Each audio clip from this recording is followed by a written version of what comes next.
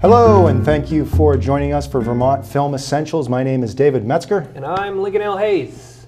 What are we talking about this week, David? Today we are talking about the great Charlie Chaplin and his fantastic film Modern Times, which is one of three seminal films that he created. This one in 1936. So this is now the oldest film that we have done thus far for VTFE. We did it. Well, might as well just pack it up and go home then. Now, this is my first Chaplin film that I've ever seen too. Watched this for the first time last week. Was, as I always am, surprised at how much I loved it. Very political, very socially minded, and I can imagine that this caused quite a stir when it came out, as it did. But even looking back on it now, the themes are still relevant. The social point of view is still relevant. Like, he was so ahead of his time in what he was doing, and both in his filmmaking, but in his political mind and his social mind and everything that he was all about. And I kind of fell down the Charlie Chaplin rabbit hole today, reading about him on Wikipedia, and the dude's life was rough. Like, he had a big, prosperous time, and then all of a sudden everybody turned against him and he was almost exiled from the country. So he left and he was just like, fine, I'm not gonna do it anymore. And then as his health continued to fail in his later life, it was just like, oh, this great man, just not doing anything anymore. Crazy life. And it's sad to think that he never, like, this was the last film that he played the little tramp. And he was known for that. And I think everyone really knows him for that character. And once that was over, he just found it hard to break out of that. You that get character. typecast. It happens. But yeah, I mean, silent films were always very tricky for me growing up. Yep, same. And my first Chaplin experience was in high school. They showed us The Gold Rush, which, it's a great movie, but really not for a high school student. Yeah. Because then you're just going, when can I leave? Right. Not the greatest experience to introduce yourself to Charlie Chaplin. Right. There were great comic sequences in it, but it's nothing like, when I finally got around to seeing City Lights and then Modern Times. That was when I was like, oh, okay, I get it now. Like, this movie is just so enjoyable. I don't know, it's not a good thing that we can say this movie could drop tomorrow and it would still be relevant. It would still affect us. The ending would still bring us to tears. But, I mean, I always appreciated the fact that Charlie Chaplin had so much heart and so much appreciation for storytelling. Yeah. The Marx Brothers were funny, as was Laurel and Hardy and the Three Stooges. But I can appreciate them, but the kind of like the joke a minute, laugh till you drop only goes so far. And after a while, you want some substance. Right. And that's what he was the pioneer of, combining comedy and drama on film, which is just insane to think that they were separate for so long. But you're like, well, yeah, people wanted to go to the movies and be entertained, so you just made a comedy. There didn't need to be any pathos in it. There didn't need to be a story. It was just, oh, let's watch people fall down or get chased by trains or whatever else they're doing. But he was a pioneer, and learning about his work history and just the amount of films that he made. Yeah, they were shorts or, they were single reel films, but still, there was a period in his life when he was making a film a week. And to think about that now, even with digital technology, is exhausting. But you see people who do it. Saturday Night Live does it. Sketch comedy shows do it all the time. It's remarkable that he was able to do so much in the 20s and 30s. And he had an incredibly intense way of working. We talk about Kubrick, we talk about Hitchcock. He's one of the first great storytellers in the way that Hitchcock is a storyteller, in the way that Spielberg is a storyteller. And you know, he would do reshoots. He would do multiple takes. You know, some of the comic scenes that he does are there's so much detail and there's so much, you know, strength in them that he had to do it like multiple times before he got it. I forget which film it was, but there was one film where he did 54 takes of every single take, at least. And yeah, that's Kubrick level of just insane perfectionist. Right. And you get there, his career, he started, you know, in theater and doing vaudeville, and he eventually, you know, started as a bit part, and he kind of created the Tramp, and that was the character that people connected with. They're like, oh, I like that character, he's really funny. So then all of a sudden he came into his own prominence. So then he started writing and directing and producing and scoring all of his own movies, to the point where he eventually was a co-founder of United Artists, and that was when he was like, all right, now I can make exactly what I want, the way I want. And you just kind of turn into the crazy perfectionist director, and it shows in his work. It's all amazing work, but it has to just be exhausting to be so meticulous about everything that you do. And it's got to be, I know it was exhausting for so many people that worked with him, specifically, you know, the female leads that he would have. Yeah. I know that when he was making City Lights, the actress that played the blind girl, you know, just got so frustrated because there were so many takes that he demanded. And then, like, they would do a scene and, like, 2 or 3 days later would be like, nope, we didn't get it at all. Gotta do it again, yeah. Also, he didn't work with completed scripts. He would come in with an idea or a premise, and then he would rely on the actors and set pieces to kind of interact with them and do bits of business, and then that would kind of inform him as to what the scene was about. And then it could be a week or so later, we'd be like, well, we got to reshoot that thing that we shot in the warehouse because now none of that makes sense based on what we're doing. It's just, that had to just be maddening for the performers. And yeah, you know, actors, it's a job. You show up, you do the work, you get paid or whatever. But after a certain point, especially if you've worked with them for a couple of times, you kind of want to be like, Charlie, we got it. Right. Let's move on. Oh. I can't even imagine working with a director like that. I would go insane. I actually had a commercial shoot a few years ago that the catchphrase of the 12-hour shoot that we did, it was an overnight, was, great, perfect, back to one, let's do it again. All night long. We'd do the same thing over and over again. Nothing would change. The performance would be exactly the same. Nope, let's do it again. And we were just exhausted. And, you know, there would be times when he would say it and we would literally collapse on the floor. And then we'd get back up and do it again. But it's just, what do you want? Right. What do you need? What do you need, Charlie? What's not exactly what you want? Tell us and we'll do it. That was actually the one moment I can remember in film school when we actually were, you know, we were shooting something and we were directing actors and we had a teacher that was kind of observing us. You know, as I was shooting something, I would always be the first to, like, you know, say cut and then would give a compliment to the actors. Sure. And he said, that's great, but never say perfect. Right. Because if it's perfect, why are you doing another take? Yep. And they're going to be thinking about that the whole time, and they're going to grow to hate you because you're just going to, you know, drive them nuts in terms of... I don't believe you. You keep saying perfect, and yet we're still doing it. Right. It's not perfect. You're a liar, David! Yep. I can completely understand that point.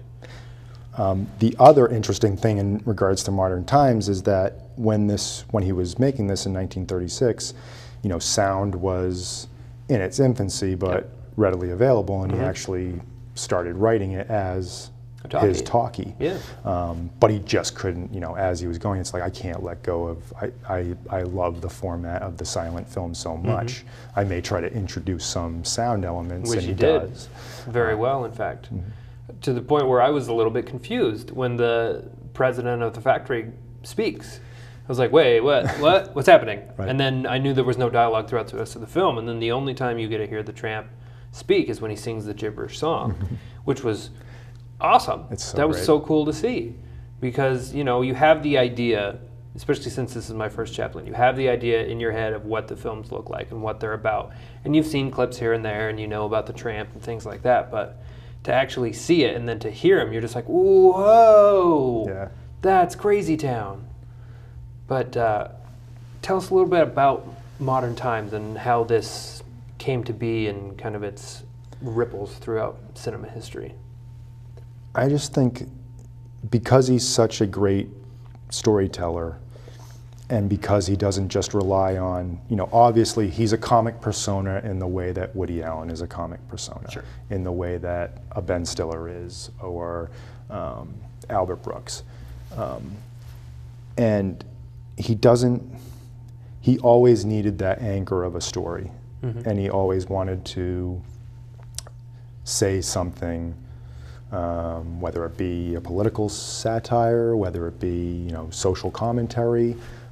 There's elements of this film that is like science fiction. Yeah. And I can see direct influences in terms of like films like Terry Gilliam's Brazil, or even stuff that Monty Python did. Definitely, like you just said, the boss speaking to him on the big screen that's behind him as he's working. That's Homer Simpson and Mr. Burns on The Simpsons. Yeah. I mean, he just had this way of just creating this, like, this is just a perfect comedy film that also is not just a comedy. It is social commentary. It is a political satire. We have cocaine humor in this movie. That shocked me. That is just insane. In 1936, I was like, how did this pass the Hays Code? Right?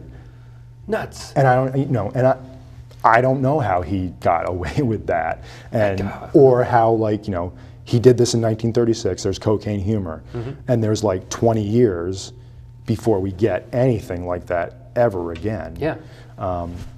And that is one of those things where it's like, silent films are very challenging for a younger viewer. Right. But then you see a scene like that, and you're like, wow, like What? that's How did not. you do that? I mean, Yes, it's played in a very comedic way. He's in the jail.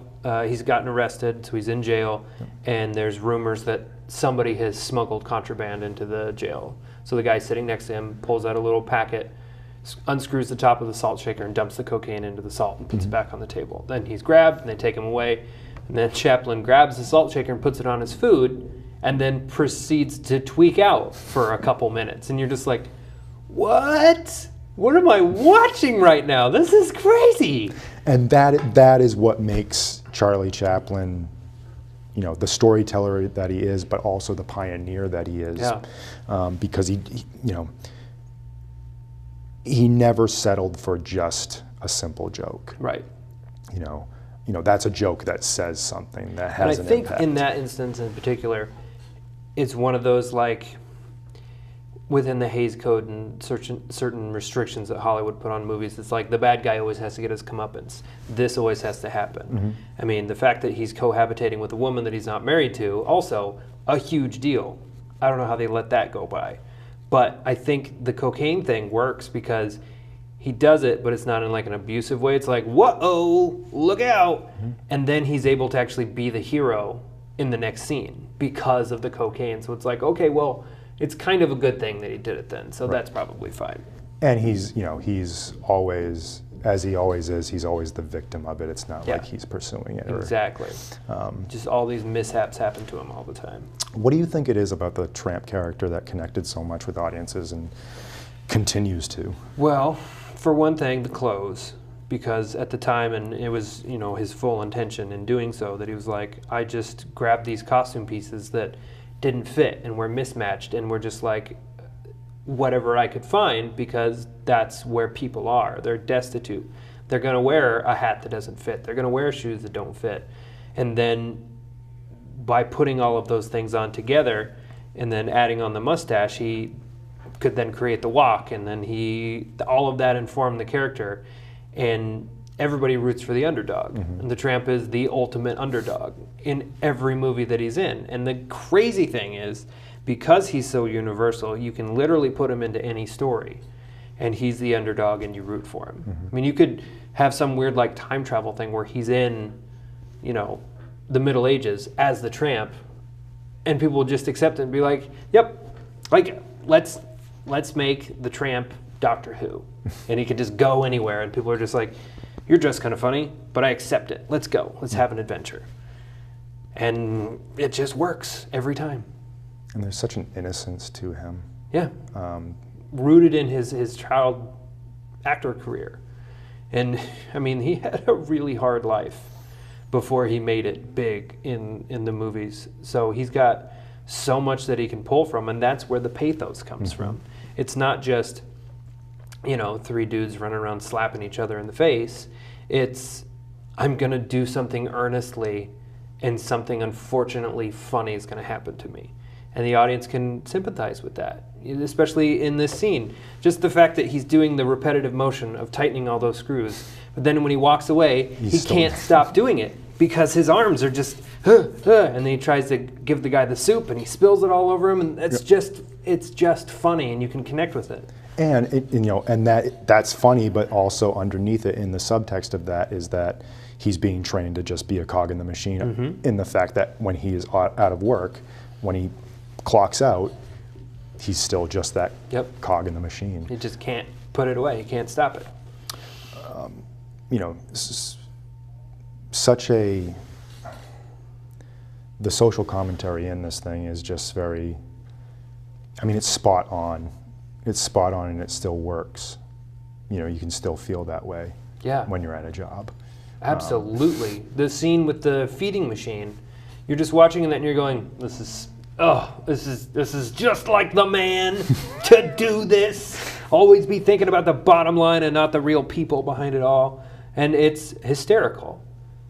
But at the same time, you're like, this is the way things are going, and I'm mad about it. But I'm going to laugh at what's happening to this guy. At the same time, I'm mad about it. Right. Oh, that scene is so funny when he gets the nuts pushed into his mouth, too. Oh, it's great. It's a great movie. Paulette Goddard is the actress who plays the gammon. There's something about it affected me the first time I saw it. There's something about the look of her, because she is beautiful in a very certain way.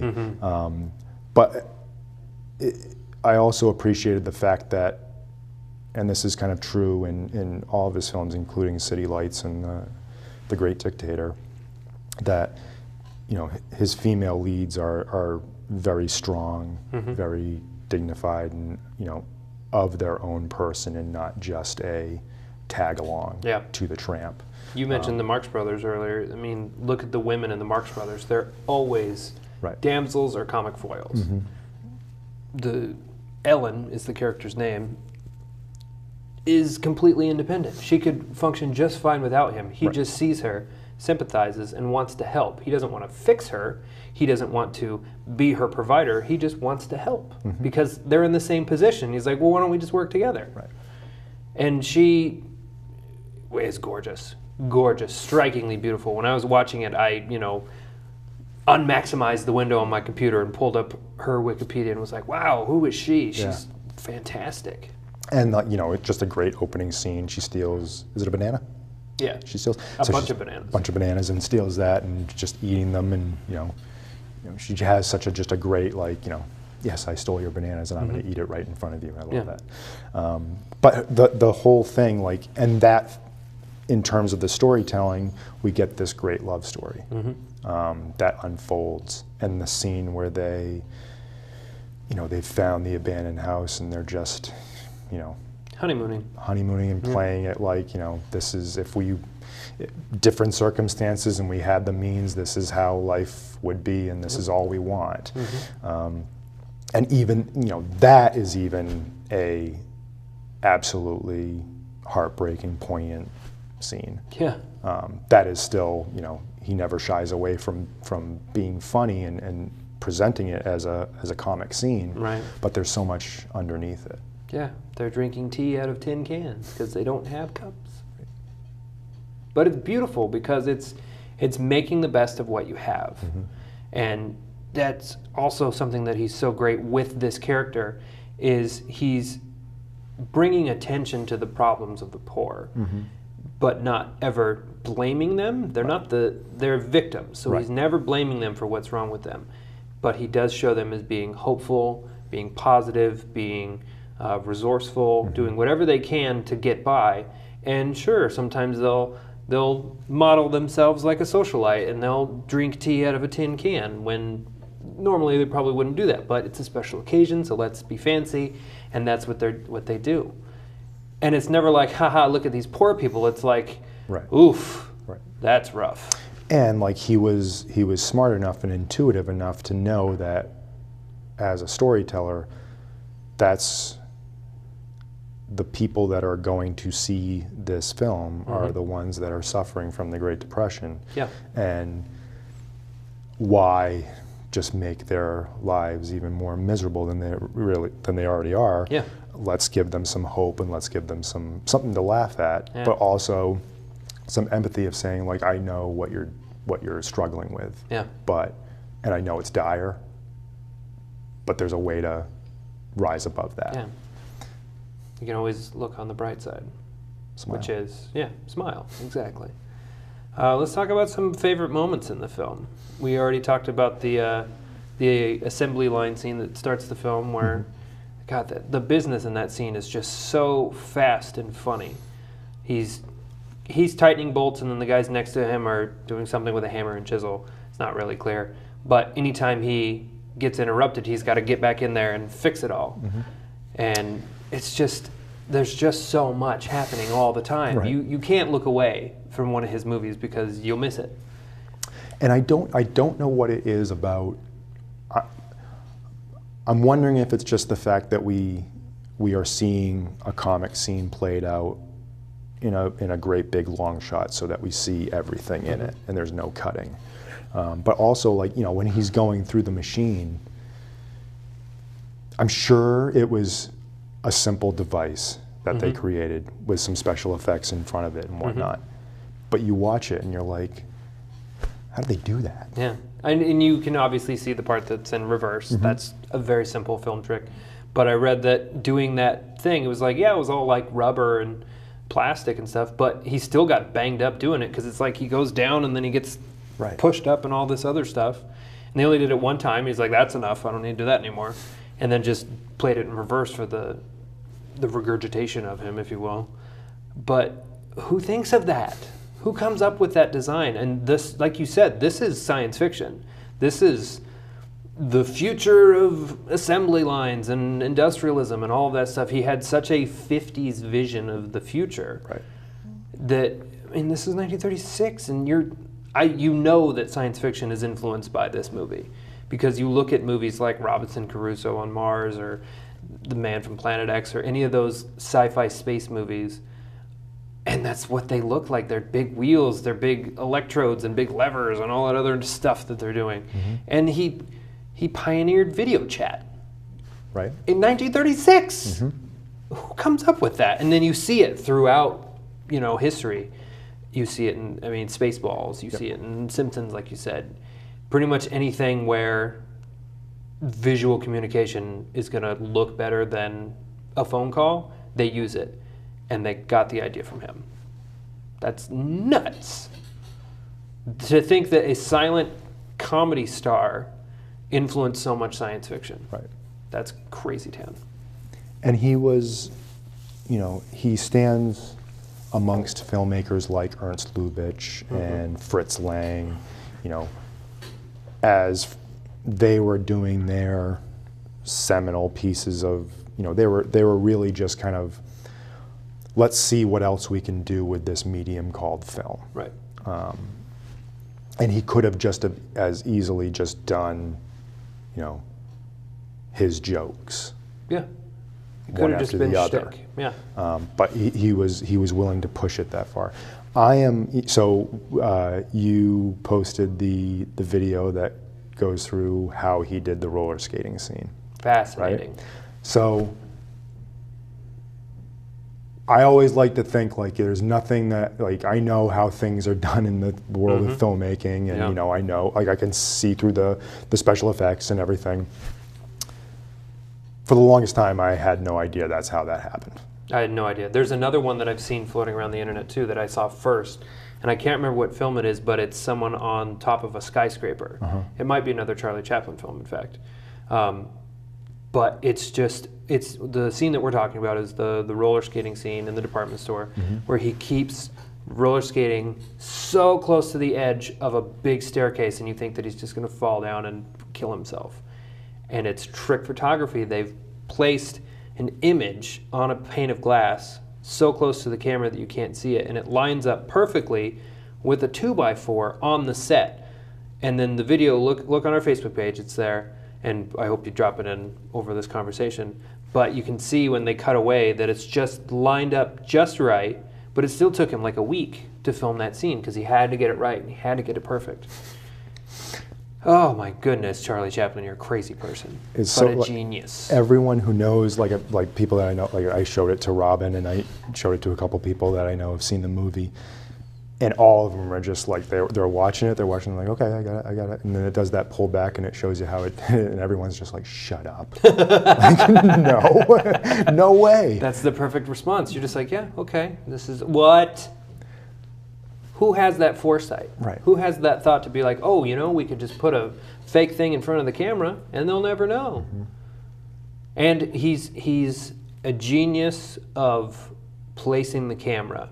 It talks about in his biography and things that he never wanted the camera to be intrusive. It was just capturing things that were happening. So the majority of what he does is just him performing and him doing shtick or bits or working with the other actors that he has and just capturing it.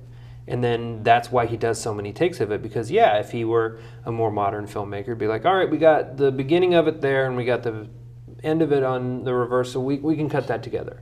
But instead he wanted it to be seamless. He wanted it to be one shot, get it all in one, and then we'll cut to a different part of the story, not even another angle, because he doesn't do shot reverse shots ever. It's playing in profile usually to camera, and that's all he needed. But he needed it right, and he needed it perfect, and he got it. And there is a sense of wonder in these scenes of seeing it somehow, like with modern eyes, of knowing that like there's ways that you can cut around and do simple tricks to make sure that like a scene like that with the roller skating. They just paint it in now. But or also, it would just be green paint on the floor, don't go over the paint. Or you get a close-up of the feet going just so close. So close. But somehow just seeing it all in that one shot makes it that much more impressive and that much more like, wow, like how did they do that? And every time he gets close to it, you're like, stop it. Stop doing that. Even a scene like that, so they find themselves locked in, because they're working in this mall, they find themselves locked there overnight, and they're just playing around with everything. Elf. Yeah. Scene like that. Even something like, you can stretch it as far as a scene from Dawn of the Dead. Yeah. And the characters are locked in the mall, and they have a sequence where they're playing with everything in that mall. Because that's everyone's desire. Lock me in a department store for one night and I will just have so much fun. I mean, it's essentially Macy's that he's locked in. And Macy's has everything. They've got a cafe, they've got booze, they've got this, they got that. It's also crazy to see a time when this is post-Prohibition, right? I always lose Prohibition in the 1900s. Yes. So this is 36, it has been it's appealed. It has been post-Prohibition. repealed at this time. They got giant barrels of rum in their cafe. You don't see that anymore. You don't just, I'll go have a sandwich and a cocktail for lunch. That's not what people do anymore. And to think of doing it while you're shopping at Macy's, for example, that would be crazy town. I've said crazy town too much this episode. But that scene is so fun. And they're kids in a candy store. And then we end up, after the roller skating and all that, to the break-in scene.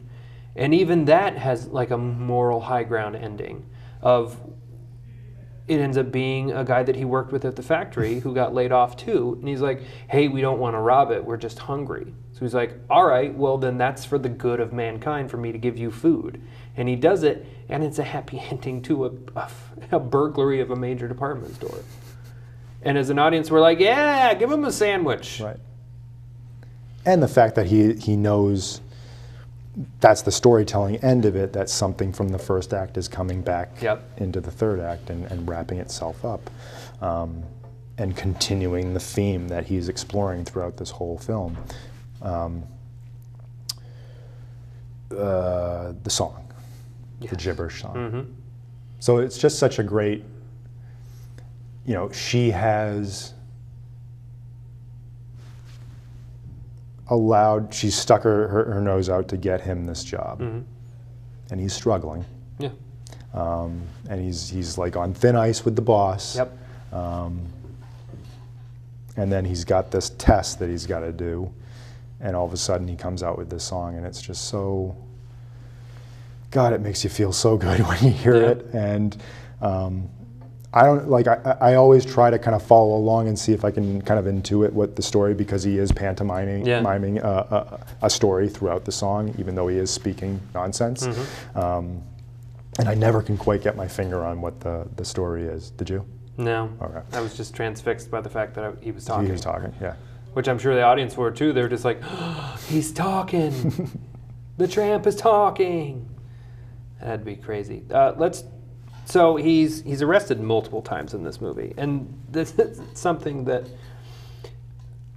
has come up recently in my movie watching. It was a documentary about a girl who was arrested for a second-degree murder of her mom, and her mom was like torturing her, and it was a true crime. It was very sad. But in the interview, the interviewer said, "Are you happier now, or would you be happier in your old life?" And she's sitting there in her prison jumpsuit, and she says, "I'm happier now." Mm-hmm. And that's the same kind of idea that he has, where he's destitute. He's out of a job. He just got out of the asylum because he has a nervous breakdown at the factory and loses his job. And then he goes back out into the real world, and the real world sucks. So he just keeps doing whatever he can to get arrested so he can go back to jail where he gets 3 hots and a cot. And that is such profound storytelling in this era, to be like, yeah, it's so bad out there. Some people have it better in prison. Right. Rich people, pay attention to what I'm saying right now. You think it's bad. There are people who would rather go to jail because they're safe and they're fed. And what does that say about, how we are treating the lower class and how we treat our fellow man? Yeah. And how does he get out of jail? By helping. He's a good guy. He shouldn't be in jail. Yes, he's broken the law, and he should be punished for that, I guess. But he's not a bad man. And that's another thing that he's pointing out. It's like, not everybody in jail is terrible. Some of them are just down on their luck and did what they could to survive. But the business that he does, too, once he realizes that, oh, if I just keep getting arrested, I'll be better off. So he goes into the cafeteria, orders a big meal, doesn't pay for it, hails a cop, and he's like, oh, I'm not going to pay for this. You can pay for it. So he's like, well, I'm going to take you away. And then he goes over to the newsstand, gives a bunch of kids candy bars and a cigar, and he's like, I'm not going to pay for this either. I'm going to go to jail, though. Thanks. This has been fun. He just has like a day out on the city's dime, which illegal, yes, bad, but good night's sleep. Yeah. The first time, I'm trying to remember because sometimes I get my Chaplins mixed up. The first time that he gets arrested is when he gets caught up in the parade, right? Yes. Yeah.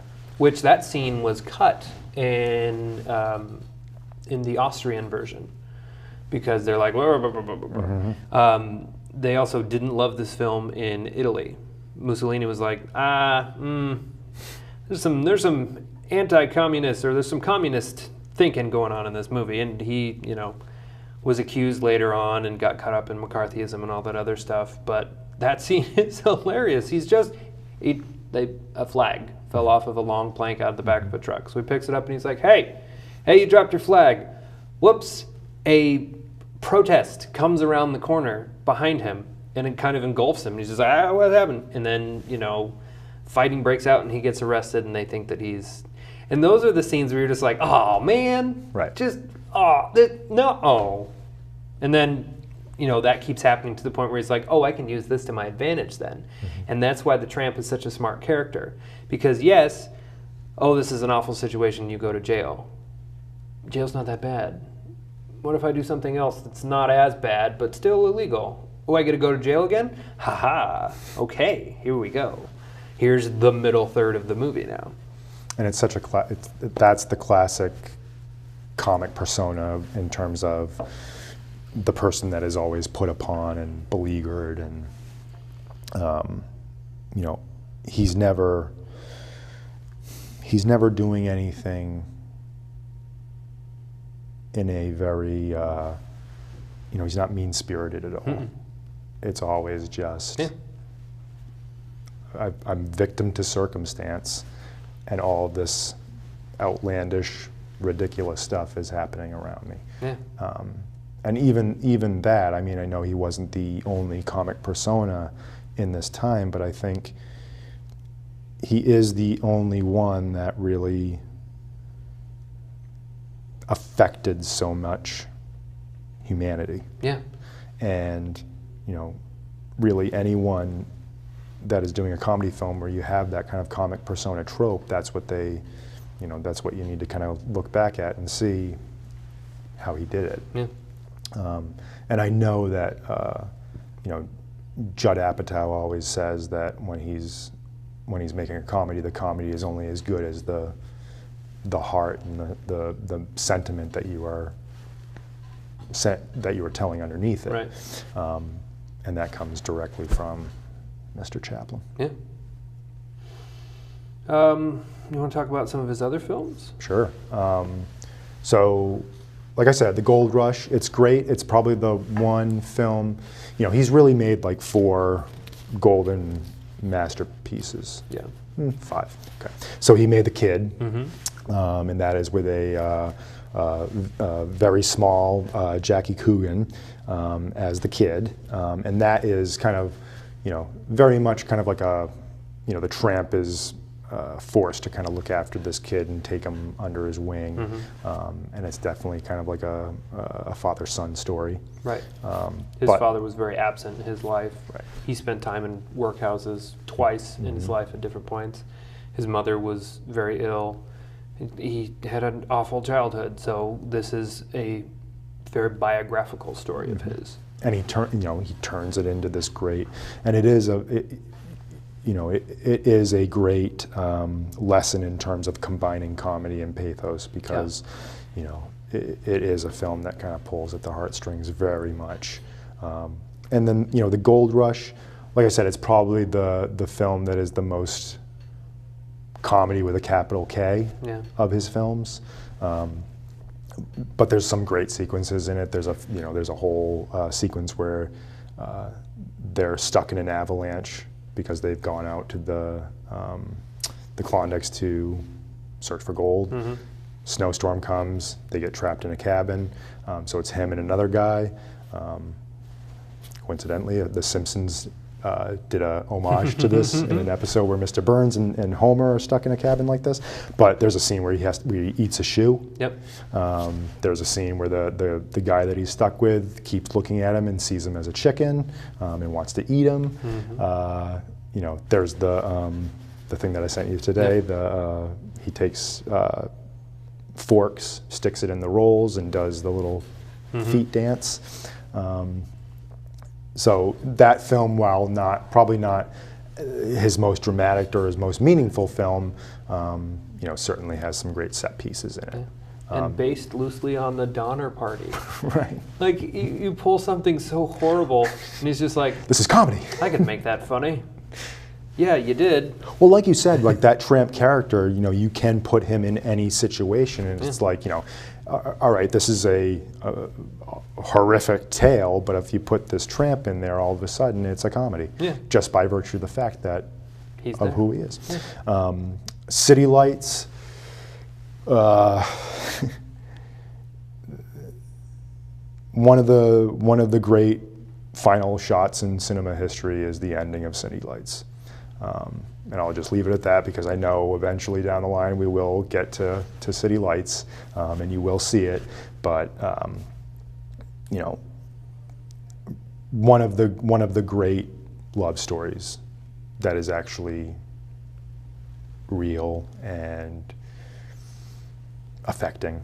You know, I think I mentioned this when we spoke about The Apartment, but it's like those are the films that I am inclined to say are the great love stories, not the big romantic spectacles, just because they hit much more deeper and affect you in a very real way. Right. It's something that could, it does happen. Yeah. But you still love Valentine's Day, right? That's like your favorite rom-com. Yeah. Lincoln. I was looking for a collection of his films on Amazon before I came in today, and I found a box set for $95. Snatch it. I don't have $95, sir. Rachel wouldn't be happy. I was surprised that there weren't more. There was only really like 2, and they weren't even complete collections. And I was very surprised by that, because you'd think that cinephiles would just want all of them together, and just even all of his short films. And sadly, that's also by virtue of the fact that some of them are lost. Yeah. And the ones that were able to be restored are, basically those 4 or 5 films. Criterion does have, so they have Modern Times, they have City Lights, they have The Gold Rush, and I know they did DVDs of The Kid and The Great Dictator. But they I've seen the end, and I want to see the complete film of The Great Dictator. That film, that is a film that he was always on the, so the Great Depression happens, and he says, I got to say something about this. I've got to do something about this. So he makes this film Modern Times. Then he sees all the crap happening with Hitler in Germany, and he says, I know exactly what to do. Yeah. And that is really one of the first, we talked about Dr. Strangelove and how much of a middle finger that is to the establishment and how crazy everyone is. Yeah.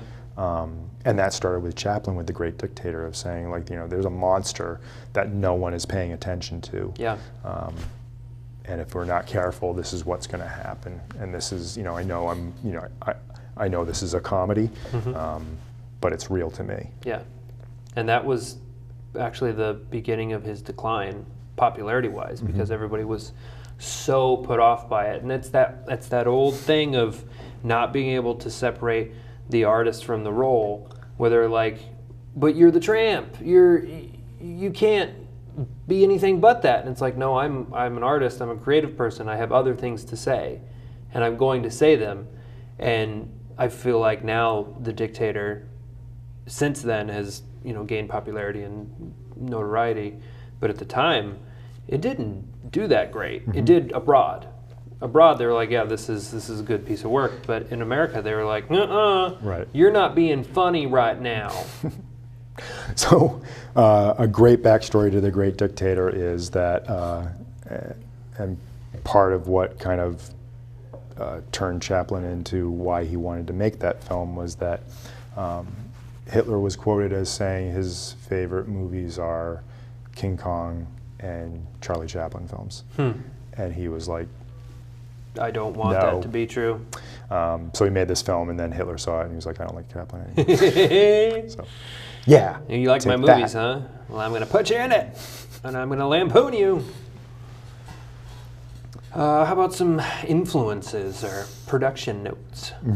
So we, talked a little bit about, obviously the comic persona, stuff like Woody Allen. So Bananas is one of Woody Allen's early comedies.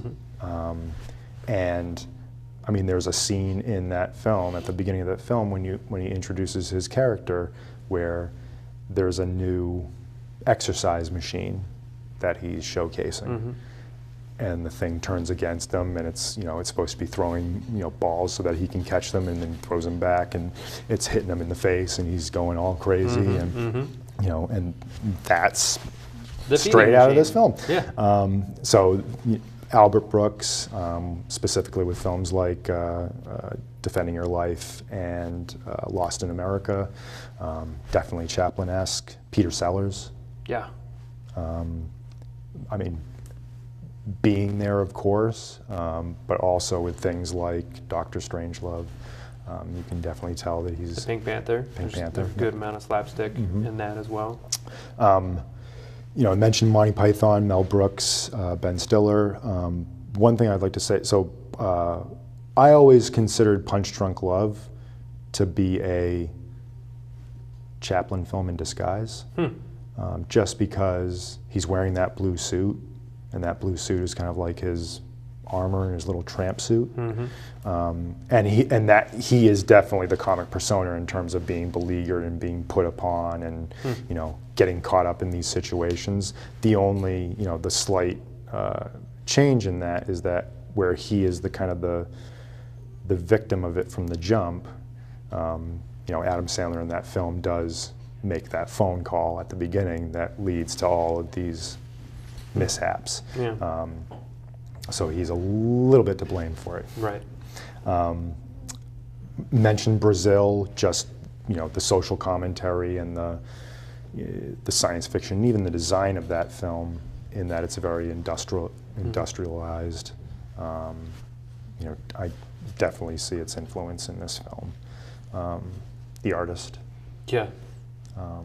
Just by virtue of the fact that he made a silent film. It's a silent film with a silent film actor. They're coming up on talkies. He doesn't want to get left behind. What do you do? Yeah. Man, the artist was good. Right. I got to see that in an art house theater in New York City, and it was delightful. Yeah. It was us and maybe 4 other people in the theater, and we were all completely silent for the entire film. We just were enraptured in all of it. And I would love to see, somebody around here should do a showcase of Chaplin films. They did I know one time for the Vermont International Film Festival, they did do it. I think they showed 2 films. I think they showed City Lights and they showed The Gold Rush. And I think they did a live orchestration. Yeah. But that would be awesome. Like if the Flynn could do something like that. The Flynn. That would be awesome. And he spent the latter part of his life, in his later years, he'd suffered numerous strokes to the point where he could no longer work, and he just dedicated his time and his efforts to rescoring his earlier films, because, you know, before sound technology, he would still write all the orchestrations, but it would be performed at all of the theaters. So then once he had the ability to go back and add music, he wasn't going to add any dialogue or anything because they're still silent films, but he went back and added music to all of his previous films as well. So I would love to see any of those. If they exist and are watchable, I would like to watch them. That's the trouble with this show. We watch stuff that I've never seen before, and then I'm like, okay, I have to avoid Amazon because I'll just buy everything. I bought Jaws, David. I needed to anyway, but I bought Jaws. I was going to send you a text and be like, how do you not have Jaws? I don't know. Because every time I want to watch it, it ends up on Netflix. So I'm just like, great, you saved me $8. But I bought it. I'm going to watch it. Don't worry. But I want all of these now. And I think I'm going to start slowly. Because they're not very expensive. They're very old films. So even, how much do you think this Criterion was when you got it? So I wait for, so November and July they do a 50% off at Barnes & Noble that I take advantage of. This guy. And July, you say? July. Huh? So, you know, they're usually like $40. Yeah. So you get them for 20. Nice. But, you know, that's yours now. This guy. The benefit of you having too many DVDs is that I get the scraps. When I upgrade, the DVDs fall at the wayside. Funny. I did the same thing with my nephews in Star Wars. I had the DVDs, and then I was gifted the Blu-rays. So then I re-gifted the DVDs to my nephews, and they were thrilled. See, that's paying it forward. Generational film schooling. That's right there. Absolutely. Well, final thoughts as we wrap up. You know, like I said, you know, I know it is tough for people to watch silent films now, just because some of them are very trying in terms of, you know, I love dialogue and sound as much as the next person, but you know, there is something to be said about the way silent cinema uses music and uses imagery.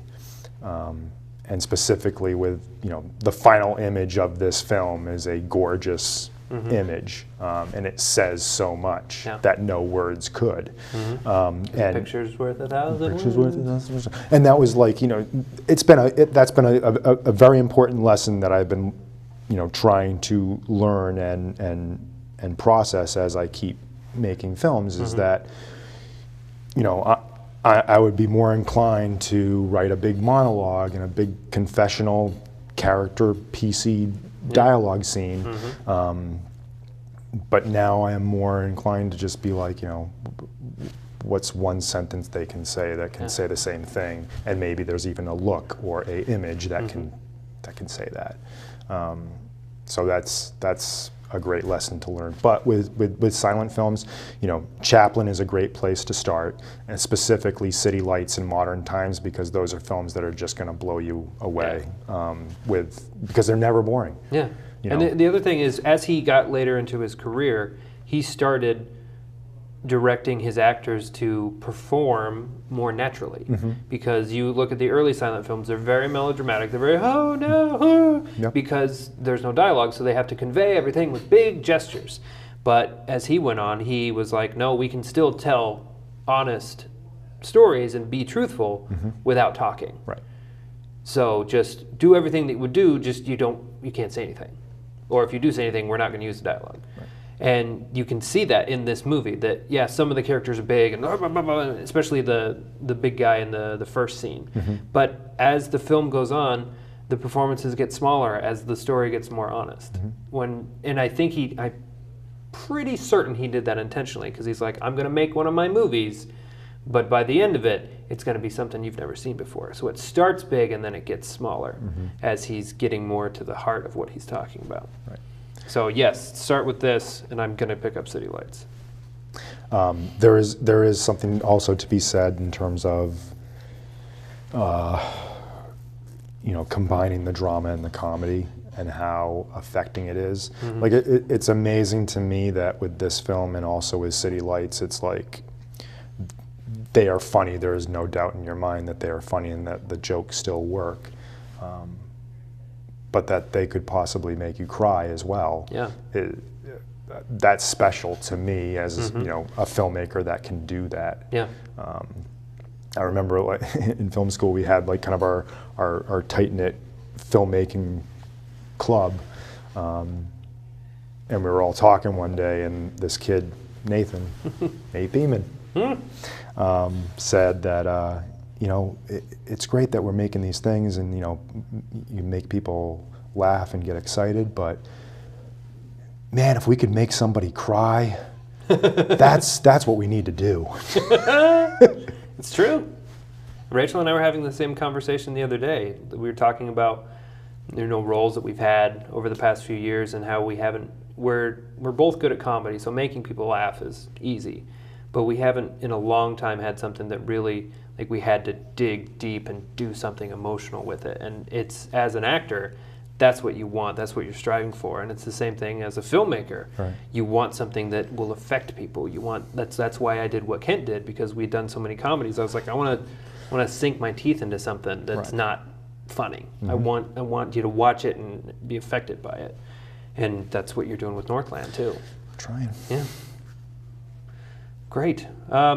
Couple small stats that I had. Sure. It's still 8.5 out of 10 on IMDb, and it's 100% fresh on Rotten Tomatoes. Absolutely, yeah, duh. The only place I found that you could stream this online is Amazon for $4.99 for a rental. But as we said, just buy the DVD. Even if you're like a Blu-ray purist, just buy the DVD. It's like $8.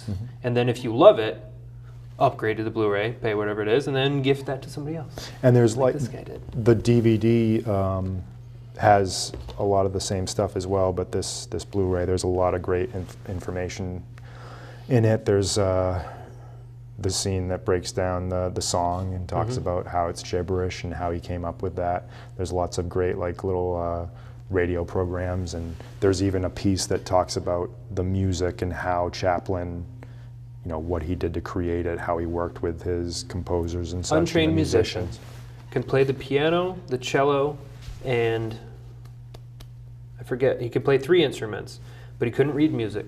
So basically what he would do is he would work with composers, and he would come in with an idea to be like, I want it to sound like this, and he would sing it for them or play it on the piano or whatever, and then they would develop it into the score.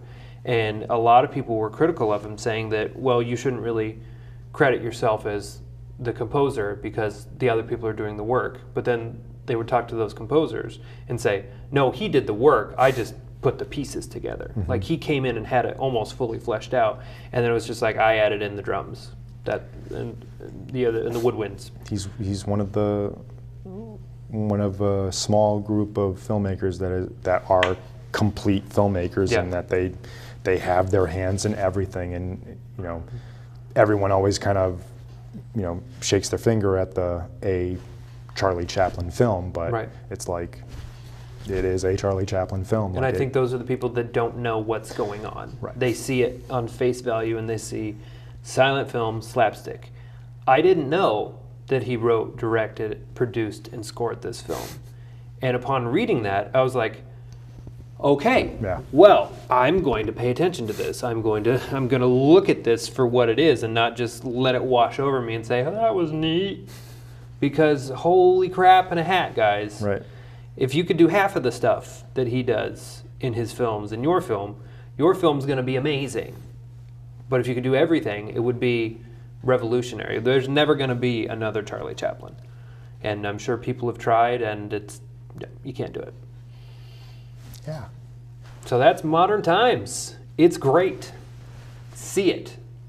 Oh, I'd love to see it on the big screen. Wouldn't that be fun? We gotta find a way to kind of get into whoever's running the Flynn and tell them to do that. Slap some people around. What are we doing next week? Next week we are doing my absolute favoriteest film ever, Jaws. That's right. And we're going to have another guest. Yeah.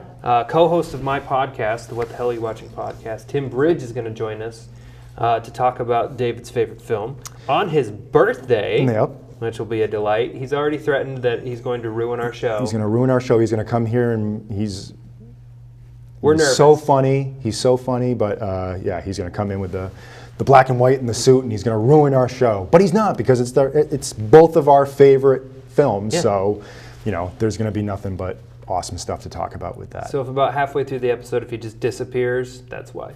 Because we just kicked him out. But yeah, I'm very excited about that. I haven't seen Jaws in a minute, so I'm excited to rewatch it. It's the first blockbuster. And it's also, what year was Jaws? 75. 75. So it's one of the more recent films that we've covered too. Yep. So that'll be interesting. Mm-hmm. The stark contrast between 30s and 70s, Mm-hmm. 40 years. What did Spielberg learn from Chaplin?